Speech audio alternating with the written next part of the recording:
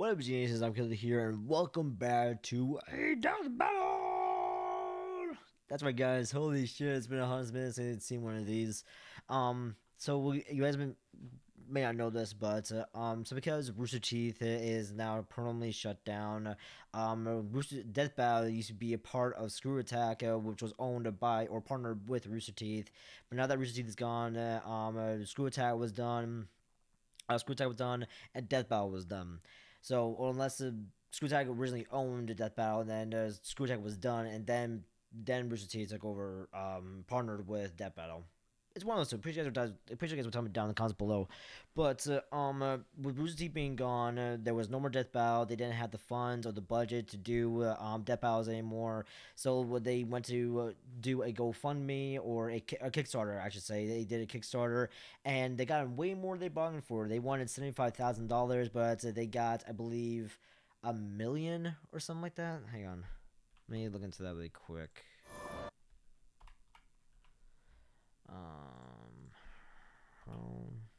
Oops, sorry. Give me a second. All right, how much money did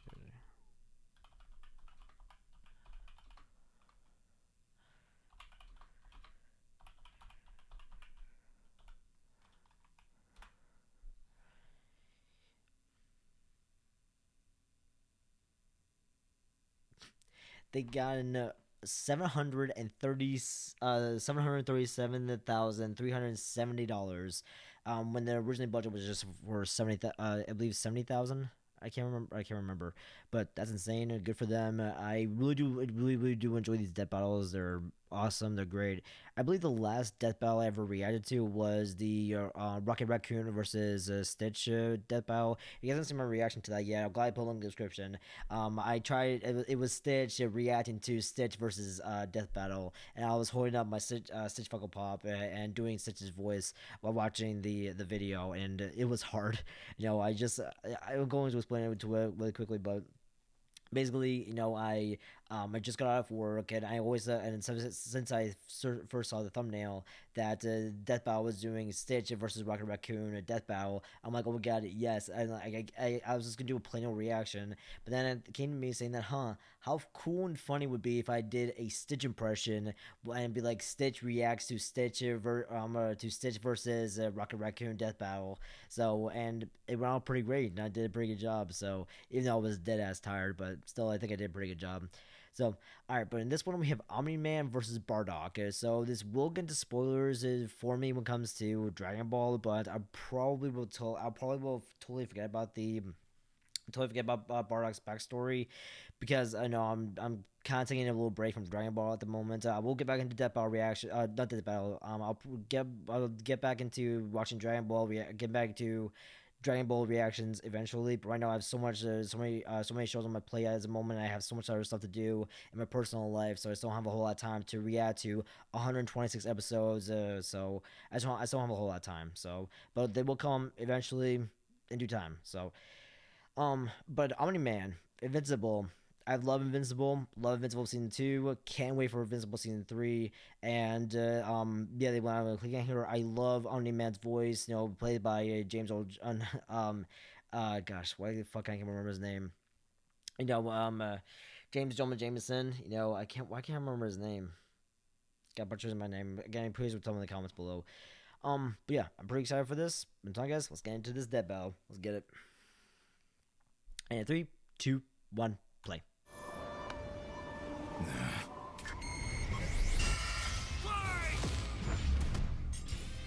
Omni-Man versus Bardock. The ostracized Viltrumite and the doomed Saiyan.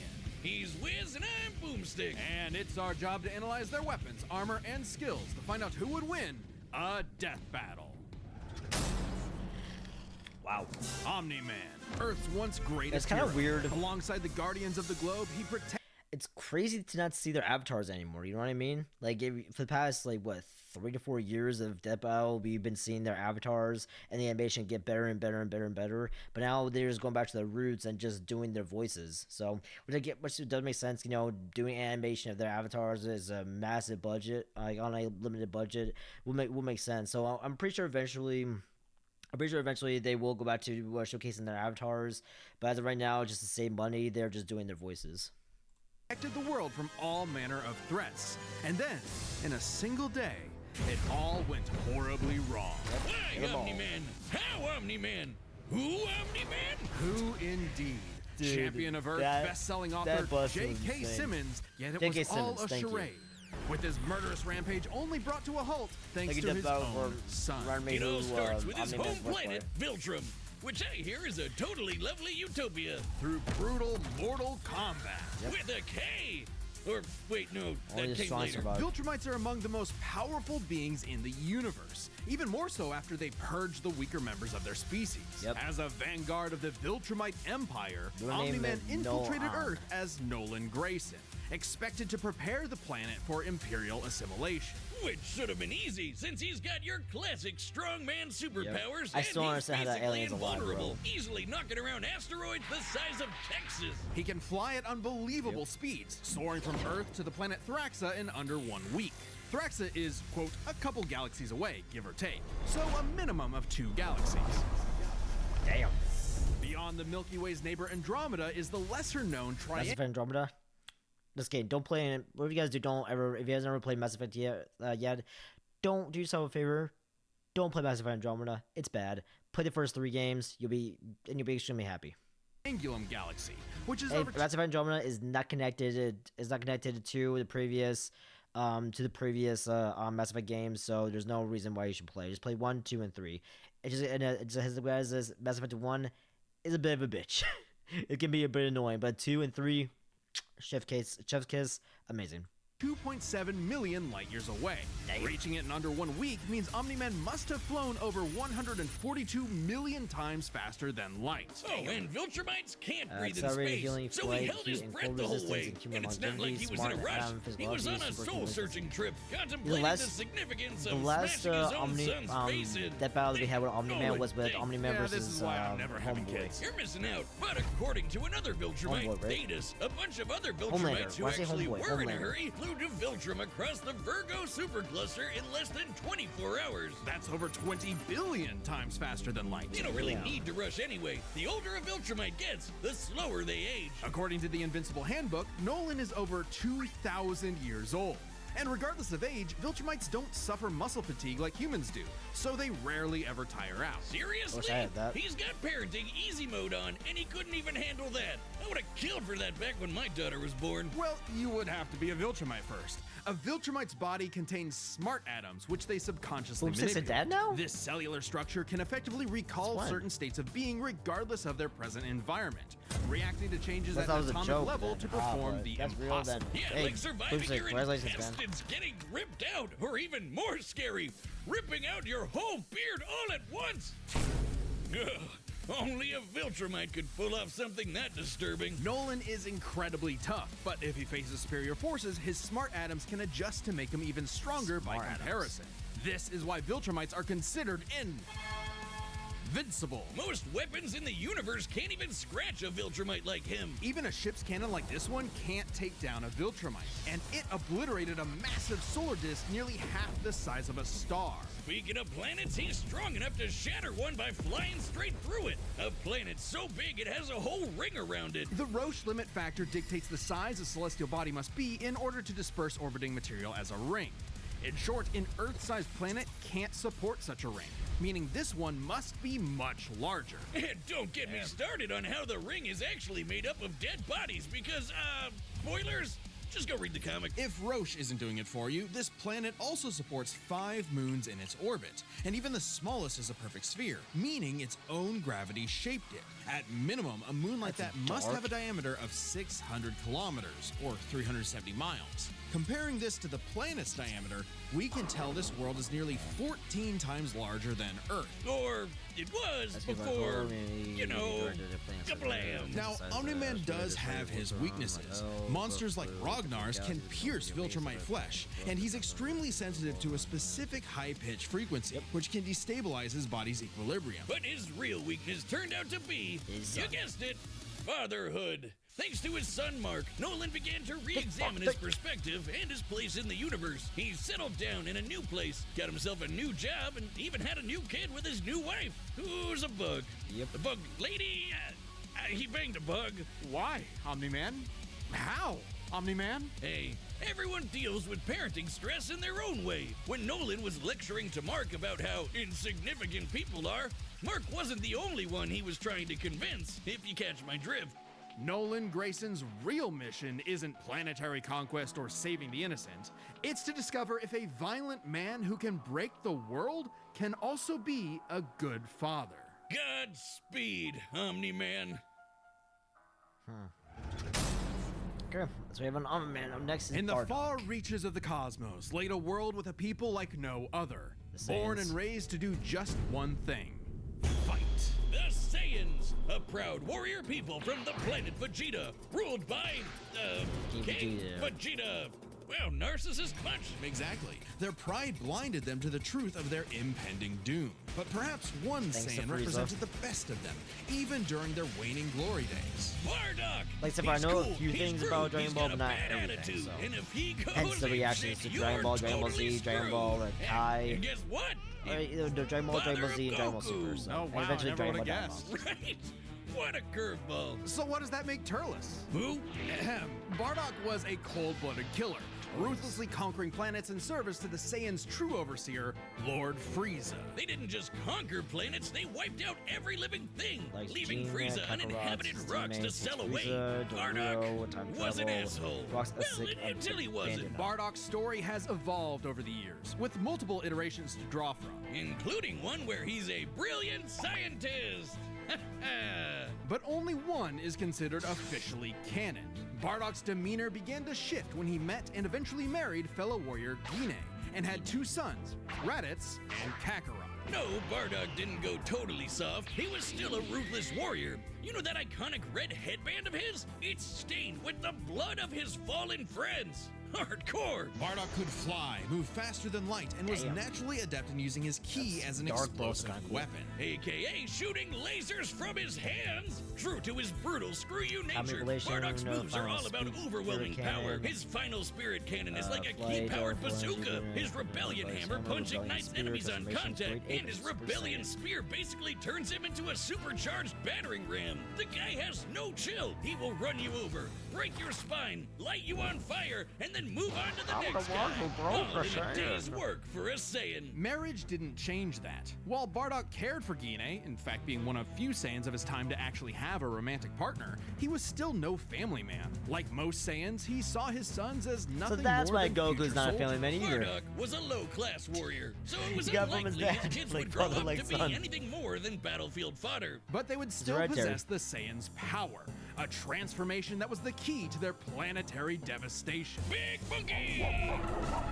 Under the light of a full moon, a Saiyan with a tail manifests the Uzaru. This great ape form increases Bardock's power tenfold, turning him into an unstoppable kaiju. Quick, someone call Yajirobe! While some Saiyans can maintain control over this berserker form, low-class warriors like Bardock don't receive the same level of training as those of higher birth. Prince Vegeta's control is so precise he can speak while changed, but Bardock cannot. Hell, it's questionable if he even remembers everything that happens when he goes full tilt gorilla. The Saiyan strategy is pretty much just monkey see, monkey smash. Despite being low-class, Bardock's power level nearly matched that of King Vegeta, who could destroy multiple planets at once. At about this time, King Vegeta's power level was around 10,000. Yeah, we know power levels are kinda janky. Nobody can agree on Power what the levels are number really bullshit. means. Outside of his fight with Gas, Bardock doesn't really show any high-end feats in canon. but we can use power levels to compare him to other characters with similar levels to better understand his potential. Like when his son fought Prince Vegeta. What's the scouter say about his power level? It's over 8,000. Yeah, the dub changed it to fit Vegeta's lip flaps, but we only cover the cold hard truth, damn it. According to this movie pamphlet, Goku's power level between his fight with Vegeta and his trip to Namek was 10,000. This lines up with that previous reading and puts him on par with Bardock. Goku's training during the trip eventually raised him to 90,000 upon arrival, but this gives us a clear window. Yeah, early in the trip he had to dodge a bunch of incoming asteroids and blast his ship away from a star, which is impressive considering the speed involved. The planet Namek is outside Earth's quadrant of the universe, and it took his ship 6 days to make the journey. Traveling a quarter of the universe's diameter would put the ship over 9.5 trillion times the speed of light. And Goku would have had to keep up with that kind of speed to do all that other stuff. Makes sense, given far weaker characters could reach the moon in a fraction of a second. Should be trivial enough for Bardock. All this speed and power meant when Bardock and his team assaulted the planet Cereal, they went cheerio! Bardock ravaged the planet, annihilating its people, until he found 2 survivors, a mother and her child. Some may call it weakness, others a moment of clarity, but Bardock was suddenly reminded of his wife and recently born son. He chose to spare the 2, and even pushed himself far past his limits to protect them from his own Frieza Force allies, who taunted that Frieza had dire plans for the Saiyans' future. This moment changed Bardock, making him more appreciative of his family and cautious of Frieza. When all the Saiyans were called back to Planet Vegeta for mysterious reasons, he had a hunch something was up. So, before his final stand, smashing through hundreds of soldiers before coming face to face with the tyrant, he sent his youngest kid away for protection. A choice that allowed his son to thrive. And hey, that's what good parents do. A choice that would have a greater significance than Bardock could ever imagine. And then Dildo Dickhead blew them all up and he died. Or did he? Bardock got killed so freaking hard he got blasted back in time. Actually, he was pulled away by these 2 who miscalculated and misplaced him incorrectly in the time stream. Blah, blah, blah, non-canon, whatever. He survived. And when he realized what happened, he got so unbelievably pissed off, he went Super Saiyan. What? Alright, this is very much an alternate universe what-if scenario, and it is jarring. But think about it. The Super Saiyan form is not achieved through training alone. It requires dedication, introspection, victory, failure, love, and loss. Frieza destroyed the Saiyans because he feared the possibility of the Super Saiyan, a Saiyan with power that could rival his own. But perhaps Bardock's transformation was more than simply a what-if. He had begun to take the very steps his son later would to achieve the form. Perhaps if Frieza had hesitated, even for a moment, December 22nd. his fear would have manifested before him. I won't be doing a reaction to it because I'll be away. So I'm still watching my own. How to be the truest Saiyan right at the end Good of show. it all. I know Kakarot would be proud. What are you? It's Goku. Hey, shout out to everyone who believed in us during our recent crowdfunding. And joining you in that support is the first ever sponsor for an independent death metal episode, Manscaped. Manscaped's newest masterpiece is the Lawnmower 5.0 Ultra in forged gold. Talk about a fancy name. This special edition trimmer is the perfect tool for the golden era of hair. Alright, it's time for a death battle. Let's do this.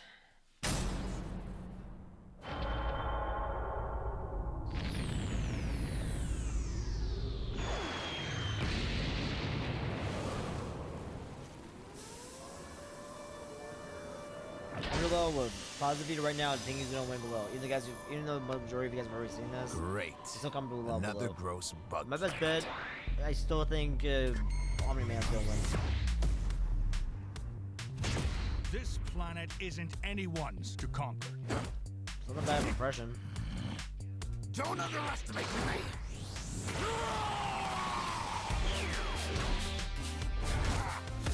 This is copyrighted.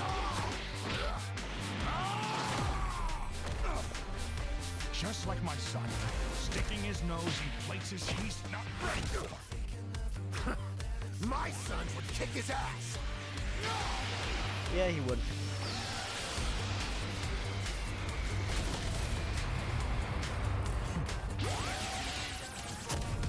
Goku will destroy Mars. Just saying. Especially with Ultra Instinct.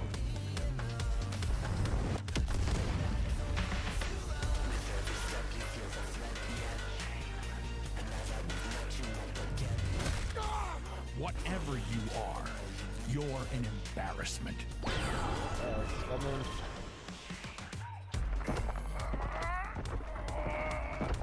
Wait till you see the real power of a Saiyan.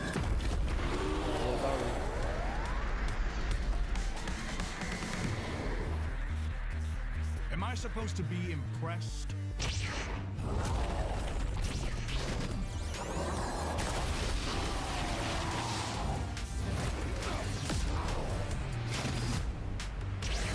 Look at the animation, guys.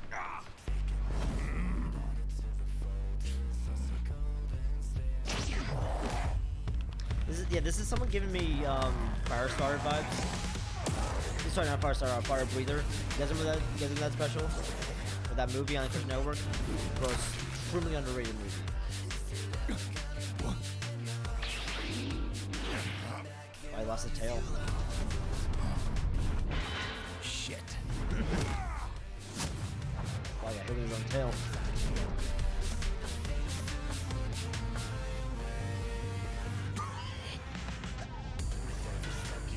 No.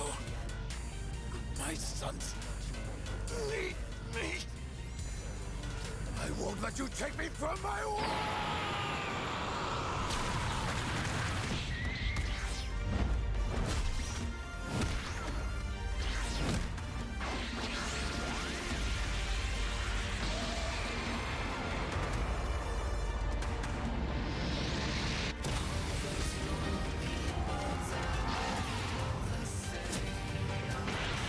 Right.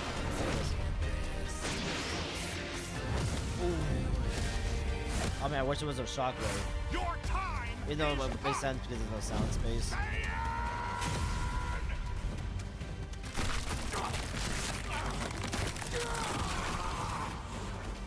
Damn. Dude, your arm should be broken. Saiyan. Remember it. Yeah, I figured Omni-Man will win.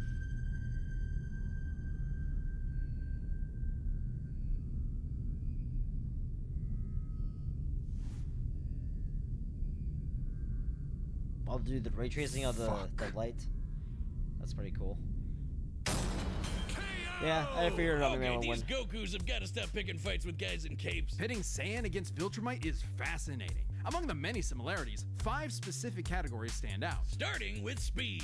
Bardock is much faster, given his power level matched Goku dodging asteroids at 9.5 trillion times light speed, much higher than the Viltrumite's fastest speed. Add on the 50 times multiplier from Super Saiyan and it's a huge difference. Right, Bardock clearly has the speed advantage, but strength and durability are another story. Though it doesn't seem like it at first, Bardock scales to King Veggie, who wrecked 3 planets at once, and Omni-Man only smashed 1. But given how big that one planet was, the numbers are actually pretty similar. Until we factor in the Super Saiyan boost, right? Well, there's a catch. A major plot point in Invincible involves the coalition of planets admitting that their weapons cannot hurt Viltrumites. So, when their ship's cannon obliterated this gigantic solar disk, it highlighted just how tough the Viltrumites really are. This disk completely blocked the sunlight and heat between a planet and its star. And this is no ordinary planet. Its size and density are so high that its inhabitants are as strong as Viltrumites just due to living in its natural gravity.